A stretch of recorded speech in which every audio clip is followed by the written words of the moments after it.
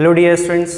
तो आज हम स्टार्ट करने वाले हैं क्लास 9th का सबसे इम्पॉर्टेंट जो चैप्टर है, हमारा फर्स्ट चैप्टर है जिसका नाम है मोशन। उसके थर्ड लेक्चर को आज हमें स्टार्ट करना है। तो थर्ड लेक्चर में बच्चों हमको पढ़ना क्या है? थर्ड लेक्चर में मैं आपको बता दूं, हमको स्पीड और वेलोसिटी के बारे में पढ़ना है और उनके कुछ टाइप्स भी देखेंगे और उससे रिलेटेड एक दो न्यूमेरिकल्स भी हम लोग ट्राई करेंगे। अच्छे क्वेश्चन होंगे, पहले तो सिंपल ही करेंगे, फिर उसके बाद जैसा भी होगा फिर देखेंगे, ठीक है। इसके पहले आपको डिस्टेंस और डिस्प्लेसमेंट के जो मैंने वीडियो बनाया हुआ था वो देखना बहुत ज़रूरी है, ठीक है। क्योंकि अगर आप लोगों ने डिस्टेंस और डिस्प्लेसमेंट के बारे में नहीं जाना अच्छे तरीके से तो फिर आपको स्पीड और वेलोसिटी को जानने में उतनी थोड़ी दिक्कत आएगी, ठीक है। तो स्पीड और वेलोसिटी वाला जो आज का हमारा लेक्चर है, इसको देखने से पहले आप मेरा पिछला वाला लेक्चर ज़रूर देखें। कौन सा वाला लेक्चर था? जिसमें मैंने बताया था डिस्टेंस और डिस्प्लेसमेंट के बारे में, ठीक है। उसकी लिंक मैं अपने डिस्क्रिप्शन में दे दूंगा, तो वहाँ से जाके आप लोग देख सकते हैं। तो चलिए फिर स्टार्ट करते हैं आज का हमारा टॉपिक, ठीक है। तो सबसे पहला जो हमारा आज का टॉपिक है, सबसे पहले मैं लिख दे रहा हूँ, जो चैप्टर का नाम है हमारा वो क्या है? मोशन। और ये क्लास कौन सा रहेगा? क्लास 9th के लिए है। क्लास 9th का चैप्टर है हमारा मोशन, फर्स्ट चैप्टर है। और इसमें हमको पढ़ना क्या है? आज का जो हमारा लेक्चर रहेगा, लेक्चर नंबर 3 है हमारा। किस चीज़ के बारे में बेस्ड होगा ये? Speed and velocity. स्पीड और वेलोसिटी से रिलेटेड आज का ये हमारा लेक्चर रहेगा, ठीक है बच्चों, ओके। तो इसमें सबसे पहले हम स्टार्ट करते हैं स्पीड के बारे में। क्या होता है स्पीड? कोई पार्टिकल कितनी रफ्तार से भाग रहा है, वही तो उसकी स्पीड होता है। स्पीड को हम हिंदी में क्या बोलते हैं? रफ्तार, चाल, कितनी तेज भाग सकता है कोई भी चीज़, उसको हम स्पीड कहते हैं। सिंपल सी बात है। तो स्पीड को जब हम डिफ़ाइन करते हैं, तो स्पीड को हम किस तरह से डिफ़ाइन करते हैं? इसका जो फॉर्मूला होता है वो क्या होता है बच्चों? Distance upon time. ये हमारा एक सिंपल सा फॉर्मूला होता है स्पीड का। स्पीड इक्वल टू हम लिख रखते हैं डिस्टेंस अपॉन टाइम लिखते हैं। सिंपल सी बात हो गई, ओके। अब स्पीड को हम डिफ़ाइन किस तरह से करते हैं? तो इसको हम डिफ़ाइन कैसे करते हैं? Covered distance per unit time. Covered distance per unit time, ठीक है, is called speed. Covered distance per unit time is called speed. यानी यूनिट टाइम में कितनी डिस्टेंस कवर कर रहा पार्टिकल, उसी को हम स्पीड बोल देंगे। यहाँ पे अगर आप टाइम को 1 मान लो, अगर यहाँ पे हमने टाइम को क्या मान लिया? 1 सेकेंड मान लिया। लेट टाइम अगर हमारा 1 सेकेंड हो गया, तो जो हमारा स्पीड है वो किस चीज़ के इक्वल हो जाएगा? डिस्टेंस के इक्वल हो जाएगा। सिंपल सी बात है, ठीक है। तो 1 सेकेंड में पार्टिकल जितनी डिस्टेंस कवर करता है उसी को हम क्या बोल देते हैं? स्पीड बोल देते हैं। कितना सिंपल है कि नहीं? ठीक है। कमेंट ज़रूर करना, पूछते रहना, कमेंट में करके आप लोग पूछ सकते हैं, कुछ भी पूछ सकते हैं वहाँ पे, ठीक है। तो मैंने क्या बताया कि पार्टिकल 1 सेकेंड में कितनी डिस्टेंस कवर करता है उसी को हम क्या बोलते हैं? स्पीड बोलते हैं। सिंपल सी बात हो गई ना, कितना सिंपल है। तो ये होता है हमारा स्पीड का फॉर्मूला। स्पीड इक्वल टू होता है डिस्टेंस अपॉन टाइम। इसी फॉर्मूले की हेल्प से हम फाइंड क्या कर सकते हैं बेटा? यूनिट निकाल सकते हैं। तो यूनिट क्या हो जाएगा? देखो, डिस्टेंस का यूनिट क्या होता है हमारे पास? मीटर होता है ना। टाइम का यूनिट हमारे पास क्या होता है? सेकंड। तो ये जो हमारा यूनिट आया है, स्पीड का यूनिट आ चुका है, कितना आ चुका है? मीटर पर सेकेंड, ओके। अब अगर हम आपसे बात करते हैं क्वांटिटी की, तो ये किस तरह की क्वांटिटी होगी? स्केलर होगा या वेक्टर होगा? आपको पता होना चाहिए ये क्वांटिटी कैसी होगी? स्केलर होगी। क्यों स्केलर होगी? सुनो, क्योंकि स्पीड के पास कोई भी डायरेक्शन नहीं होता। ये मैंने लास्ट लेक्चर में भी आपको थोड़ा सा हिंट दिया था इसके बारे में कि स्केलर और वेक्टर का क्या मतलब होता है। स्केलर क्वांटिटीज़ वो फिजिकल क्वांटिटीज़ होती हैं जिनमें केवल मैग्नीट्यूड होता है, कोई डायरेक्शन नहीं होता, ठीक है। जो हमारे पास वेक्टर क्वांटिटीज़ होती हैं वो उनका क्या मतलब होता है? ऐसी क्वांटिटी जिनके पास मैग्नीट्यूड भी हो और डायरेक्शन भी हो, ठीक है। कहने का मतलब क्या है? कोई पार्टिकल 50 km/h की स्पीड से चल रहा है, या मान लो 50 मीटर पर सेकेंड की स्पीड से अगर चल रहा है, और हमें नहीं बताया गया कि वो किस डायरेक्शन में जा रहा है, ठीक है। हमें नहीं बताया गया कि पार्टिकल किस डायरेक्शन में एक्चुअल में जा रहा है, तो फिर इसका मतलब है कि वो चीज़ जो हमें दी गई है 50 मीटर पर सेकेंड, वो क्या है? स्पीड है, ठीक है। लेकिन अगर हमसे ये कहा जाता कि पार्टिकल 50 मीटर पर सेकेंड की स्पीड से नॉर्थ डायरेक्शन में जा रहा है, ईस्ट डायरेक्शन में जा रहा है, वेस्ट डायरेक्शन में जा रहा है, ठीक है, तो यहाँ पे एक हमें पर्टिकुलर डायरेक्शन दी गई है, तो फिर ये चीज़ क्या हो जाएगा, ये स्पीड ना हो के अब क्या हो जाएगा, वेलोसिटी हो जाएगा। बताओ भाई कोई दिक्कत इतनी बात में नहीं होगी ना, सिंपल है। ओके, तो यहाँ पे जो ये मैंने यहाँ पे क्वांटिटी लिखा है, वो क्वांटिटी मैंने किस तरह का लिखा हुआ है, स्केलर क्वांटिटी लिखा है। मेरे ख्याल से तो इसमें कोई दिक्कत होगी नहीं। और स्केलर क्वांटिटी ये क्यों है, बिकॉज इट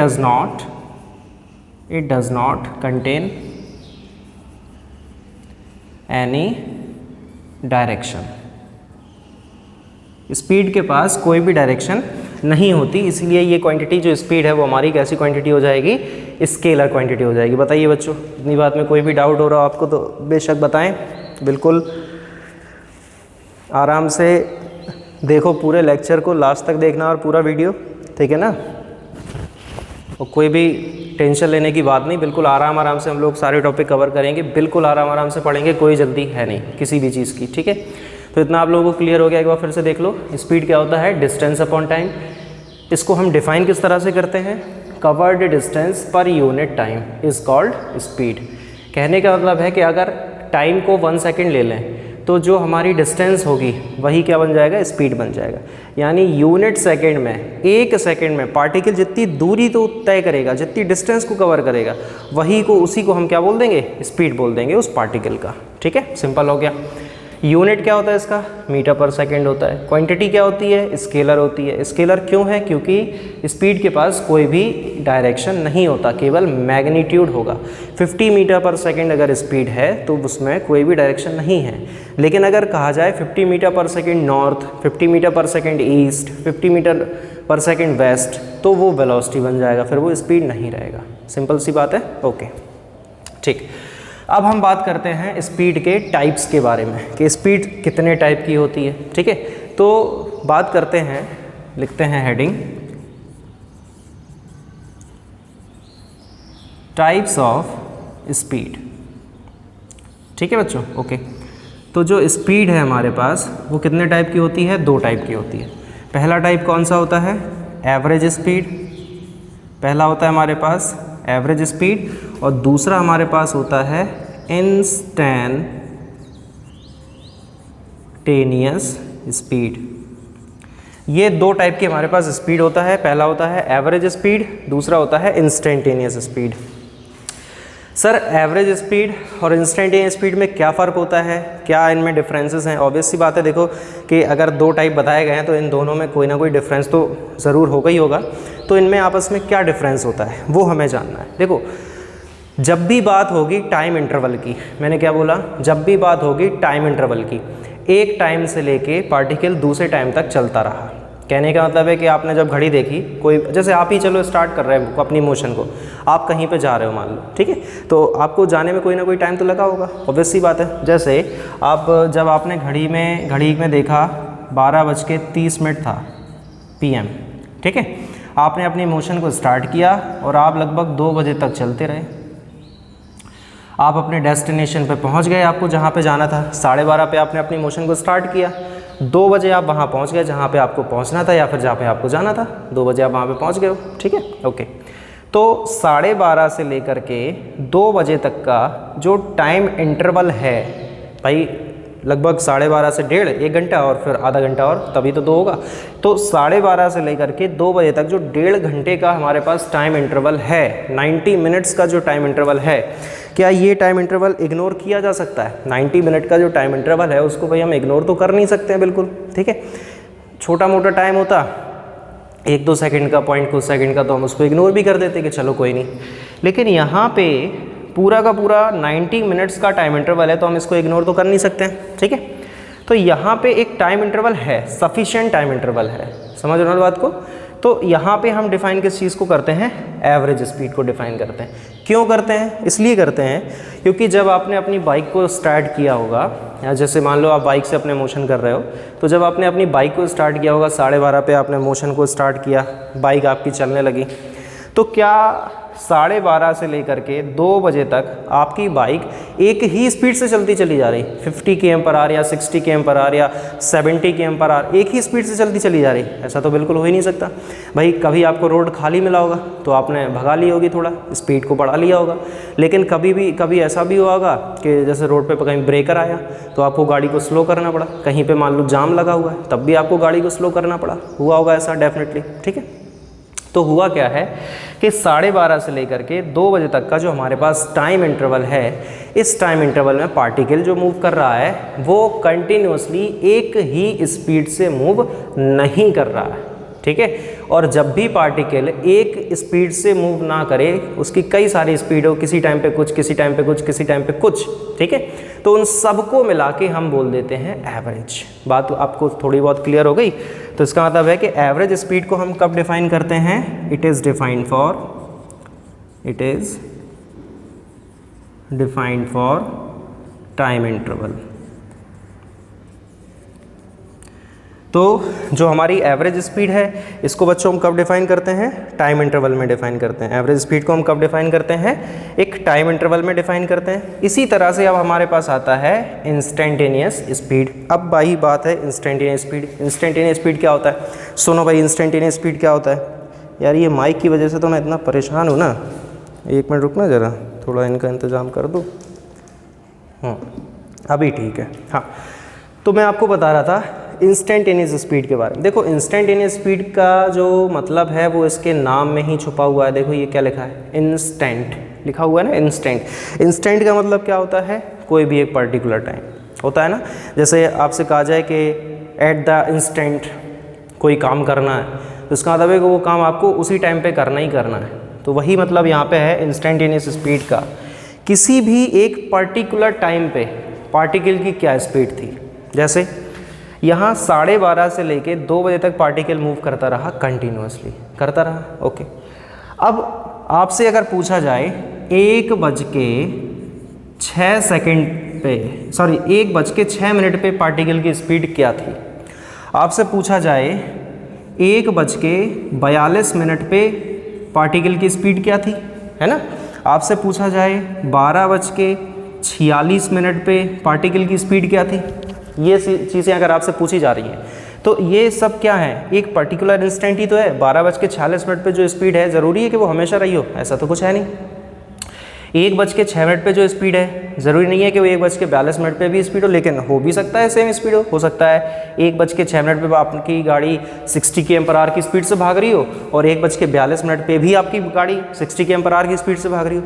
लेकिन इस टाइम ड्यूरेशन में 1:06 से 1:42 का जो हमारे पास टाइम ड्यूरेशन है ना, तो ज़रूरी नहीं है कि इस टाइम ड्यूरेशन में भी पार्टिकल 60 km/h की स्पीड से ही भाग रहा हो। क्लियर होगी इतनी बात? तो इंस्टेंटेनियस का मतलब क्या होता है कि कोई भी एक पर्टिकुलर टाइम पे जब आपसे स्पीड के बारे में पूछा जाएगा तो उसको हम क्या बोल देंगे? इंस्टेंटेनियस स्पीड बोल देंगे। तो इंस्टेंटेनियस स्पीड को हम कब डिफाइन करते हैं? It is defined for particular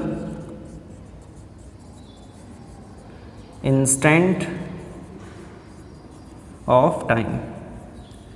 तो इसको हम कब डिफाइन करते हैं? पर्टिकुलर इंस्टेंट ऑफ टाइम पे डिफाइन करते हैं इंस्टेंटेनियस स्पीड को। एक बार फिर से देख लेते हैं, सिंपल सी बात है। एवरेज स्पीड का मतलब क्या होता है? इसको हम कब डिफाइन करते हैं? एवरेज स्पीड को हम डिफाइन करते हैं बच्चों टाइम इंटरवल के लिए। जब एक सफिशिएंट टाइम इंटरवल दिया जाएगा तो हम वहाँ पे डिफाइन करेंगे एवरेज को। एवरेज क्यों करेंगे वहाँ पे डिफाइन हम? क्योंकि पूरे टाइम इंटरवल में ऐसा बिल्कुल भी ज़रूरी नहीं है कि पार्टिकल सेम स्पीड से चला जा रहा हो, अलग अलग स्पीड होगी उसकी, ठीक है। तो वहाँ हम सबको मिला करके एक एवरेज स्पीड उनकी निकाल देंगे, ठीक है। और इंस्टेंटेनियस स्पीड को हम कब डिफाइन करते हैं? इसको हम डिफाइन करते हैं कब?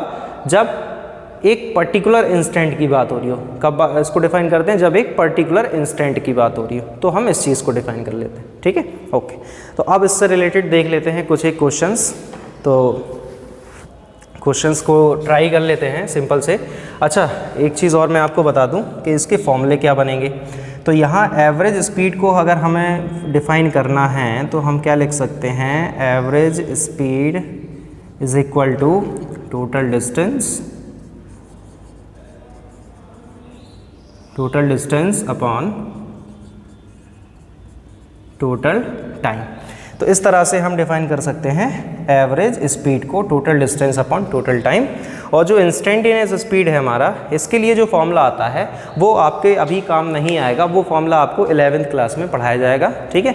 और अगर आपको बहुत बेचैनी है जानने की तो इससे रिलेटेड भी हमारे वीडियो डले हुए हैं क्लास 11th के, प्लेलिस्ट चैनल पे बनी हुई है, तो आप उसको 11th क्लास के टॉपिक में जाके ये चीज़ देख सकते हैं कि क्या होता है, ठीक है। अभी इसको आपको पढ़ाना का मतलब कोई लॉजिक नहीं निकलता, या ये भी कह दूँ कि ये आपके सिलेबस में नहीं है या इसका फॉर्मूला, क्योंकि ये डिफरेंशिएशन इंटीग्रेशन यहाँ पे होगा और वो आप लोगों को पढ़ाया नहीं जाना है, ठीक है। तो इस वजह से मैं ऐसा बोल रहा हूँ। तो अब इससे रिलेटेड हम लोग देख लेते हैं एक दो क्वेश्चन। पहले मैं एक बार ज़रा कैमरा अपना चेक कर लूँ कि ठीक है कि नहीं। हाँ भाई ठीक है, सही चल रहा है, कोई दिक्कत की बात तो है नहीं यहाँ पे, ठीक है। तो अब देख लेते हैं इससे रिलेटेड एक दो questions.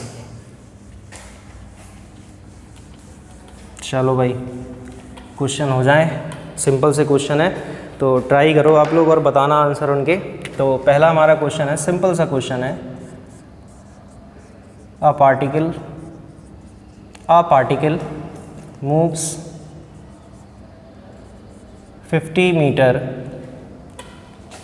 a particle moves 50 kilometre in 3 minute, ठीक है। Find its speed. कितना सिंपल क्वेश्चन है, इससे सिंपल हो सकता? नहीं हो सकता। फाइंड इट्स स्पीड, हमें पार्टिकल की यहाँ पे क्या निकालना है, स्पीड निकालना है। तो स्पीड हम क्या निकालेंगे भाई, देखो स्पीड इक्वल टू फॉर्मूला क्या होता है, डिस्टेंस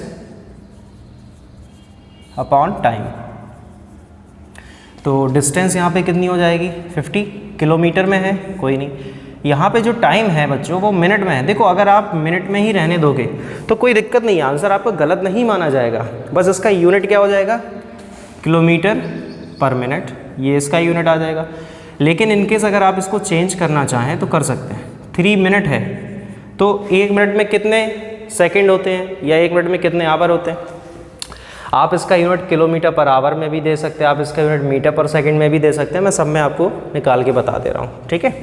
देखो आपको ये तो पता है कि 1 मिनट में 60 सेकंड होते हैं, ये बात सबको पता है ना। 1 आवर में 60 मिनट होते हैं, ये भी बात सबको पता है। अगर 1 आवर में 60 मिनट होते हैं तो हम अगर ऐसे लिख दें तो 60 मिनट में कितने आवर, ऑब्वियस सी बात है ना यार, 60 मिनट का मतलब 1 ही आवर तो हुआ है यार। 1 घंटे में 60 मिनट, तो 60 मिनट में कितने घंटे, 1 ही घंटा हुआ, okay.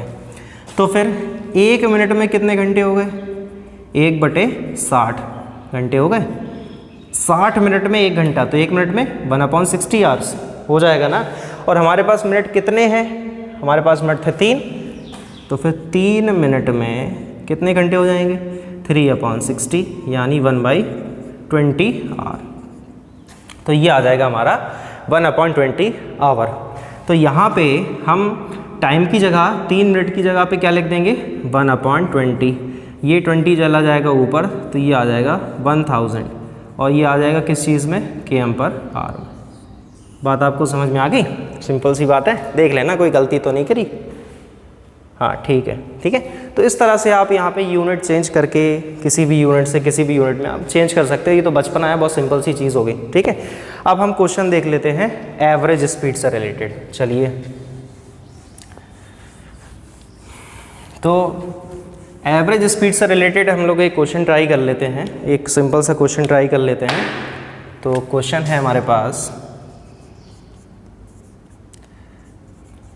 a particle goes from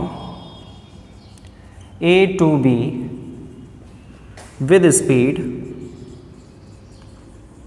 v1 and then returns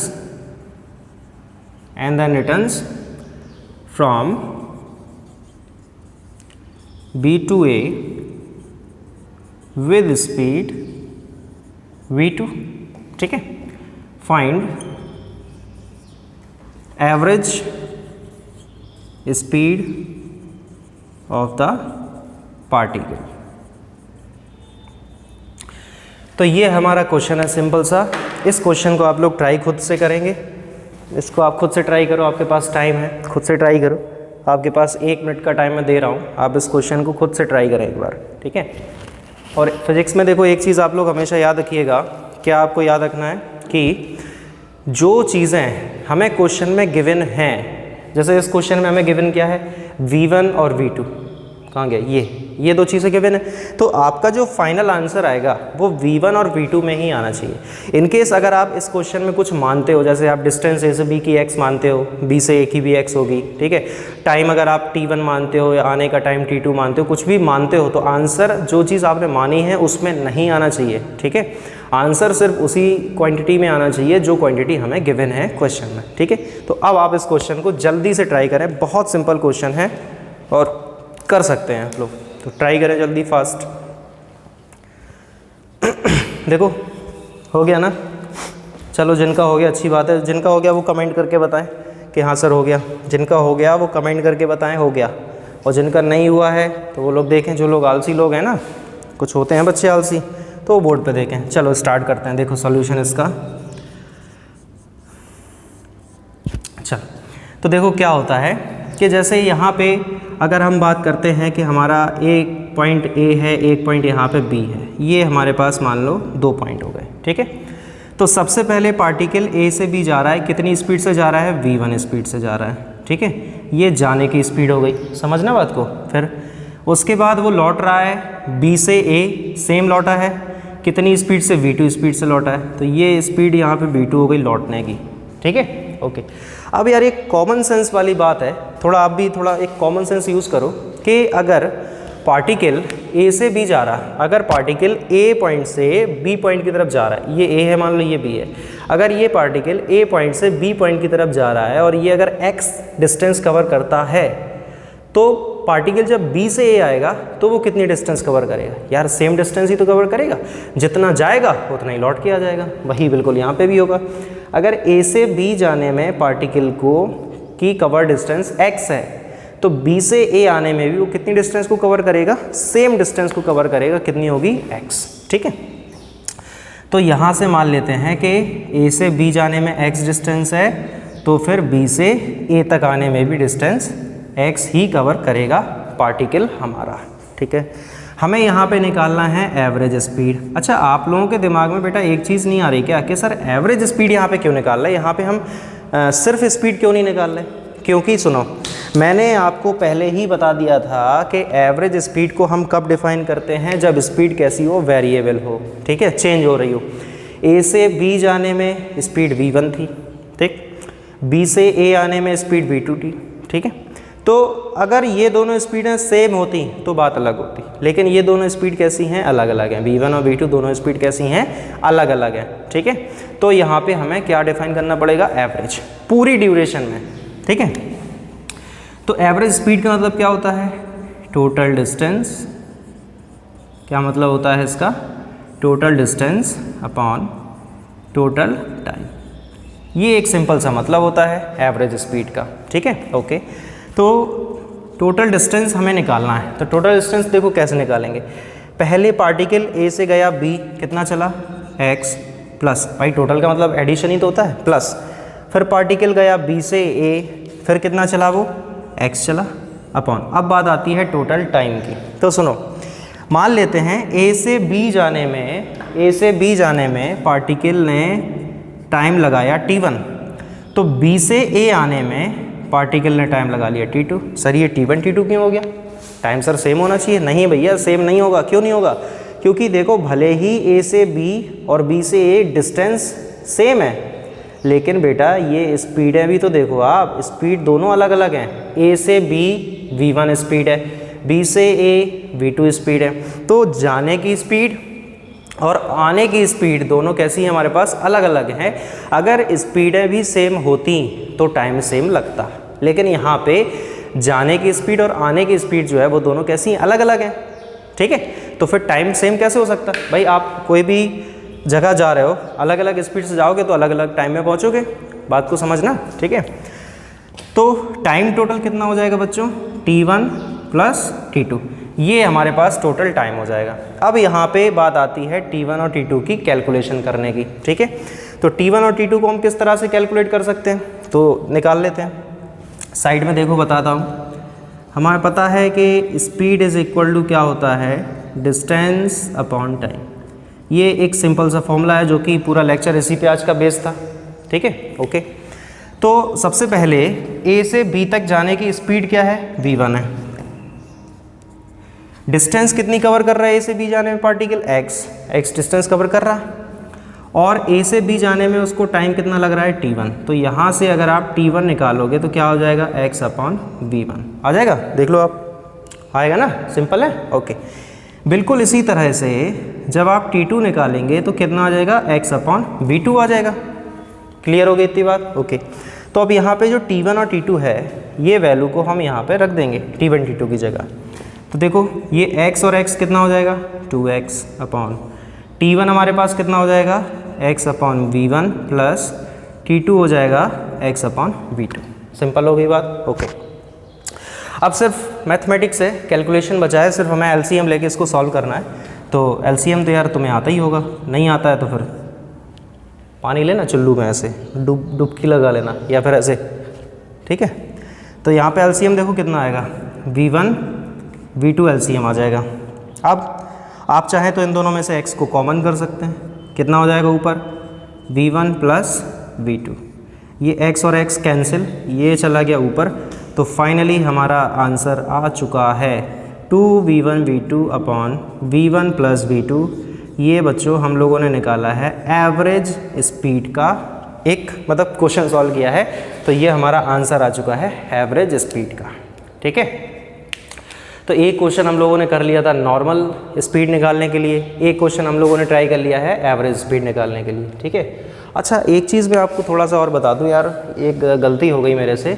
आज का जो हमारा टॉपिक था वो सॉरी स्पीड ऑफ वेलोसिटी नहीं था, हमारा टॉपिक था स्पीड एंड इट्स टाइप्स, ठीक है। वेलोसिटी जो होगा वो है तो कुछ ऐसी तरह का बिल्कुल, ठीक है, थोड़ा बहुत फ़र्क होगा तो बताया जाएगा उसमें, वो आएगा हमारा lecture number 4, velocity and its types.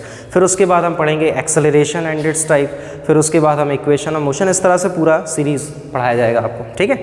तो चलो आज के वीडियो में फिर इतना ही रखते हैं, मिलते हैं अपने नेक्स्ट वीडियो में नेक्स्ट टॉपिक के साथ। तब तक अच्छे से पढ़ाई करते रहें, अपना ख्याल रखें। Thank you very much.